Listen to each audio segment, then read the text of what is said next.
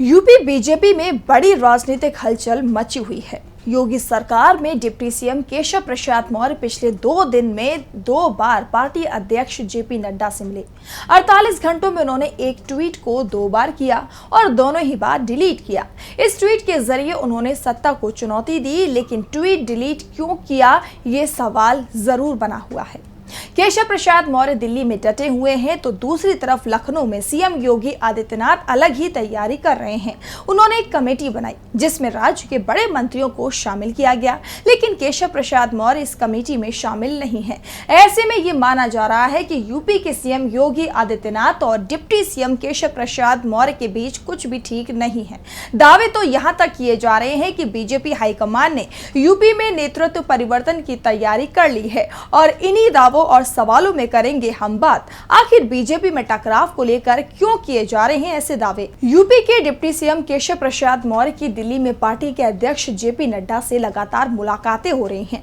Keshav Maurya UP BJP के अध्यक्ष भी रह चुके हैं। ऐसे में संगठन पर भी उनकी पकड़ है। नड्डा से मुलाकात के बाद केशव मौर्य ने एक ट्वीट किया, सत्ता से बड़ा संगठन, लेकिन कुछ ही समय बाद ये ट्वीट डिलीट कर दिया गया। कहा गया कि हाईकमान के दबाव में इसे डिलीट किया गया। उसके बाद बुधवार को एक बार फिर केशव मौर्य ने ट्वीट किया, संगठन सरकार से बड़ा है, कार्यकर्ताओं का दर्द मेरा दर्द है, संगठन से बड़ा कोई नहीं, कार्यकर्ता ही गौरव है। लेकिन थोड़ी ही देर बाद मौर्य ने अपने दूसरे ट्वीट को भी डिलीट कर दिया।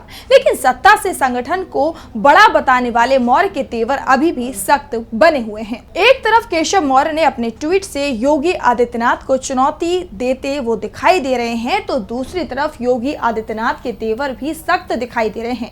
उन्होंने अपने आवास पर मंत्रिमंडल सहयोगियों की बैठक की, जिसमें उपचुनावों की तैयारियों पर चर्चा हुई।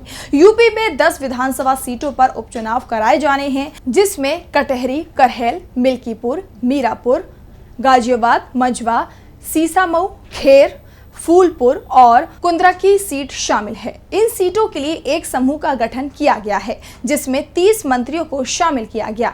एक सीट के लिए 3 मंत्रियों को जिम्मेदारी सौंपी गई है। लेकिन सबसे बड़ी बात तो यह है कि 30 मंत्रियों में ना तो केशव मौर्य का नाम है और ना ही ब्रजेश पाठक का।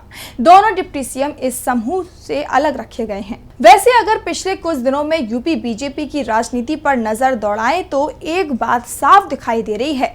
योगी आदित्यनाथ के खिलाफ बयान देने वाले बीजेपी नेताओं की संख्या अचानक बढ़ गई है। विधायक, मंत्री, एमएलसी और यहां तक कि सहयोगी दल भी योगी सरकार पर निशाना साधने से पीछे नहीं हट रहे हैं।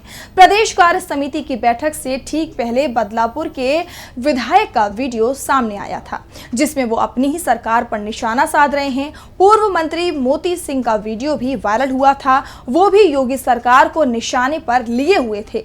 अपना दल एस प्रमुख और केंद्रीय मंत्री अनुप्रिया पटेल ने भर्तियों में ओबीसी आरक्षण को लेकर योगी सरकार पर सवाल उठा दिए थे, तो सुबह सपा चीफ ओपी राजभर ने लोकसभा चुनाव की हार का ठीकरा बीजेपी के प्रदेश नेतृत्व पर ही फोड़ा था।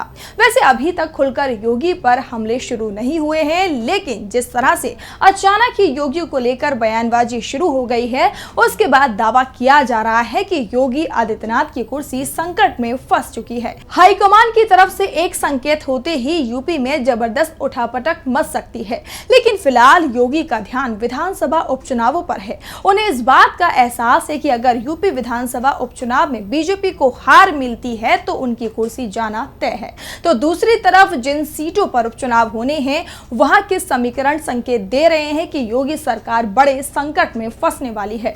यानी योगी की कुर्सी विधानसभा उपचुनाव के परिणाम पर टिक गई है, जिसमें वो हार भी सकते हैं। ऐसे में उनके सामने बड़ी चुनौती है। पहला लोकसभा चुनाव में मिली हार के बाद कार्यकर्ताओं के टूटे मनोबल को बढ़ाना और इंडिया गठबंधन की मजबूत चुनौती से पार पाना, क्योंकि इस समय इंडिया गठबंधन ही यूपी में लीड करता दिखाई दे रहा है।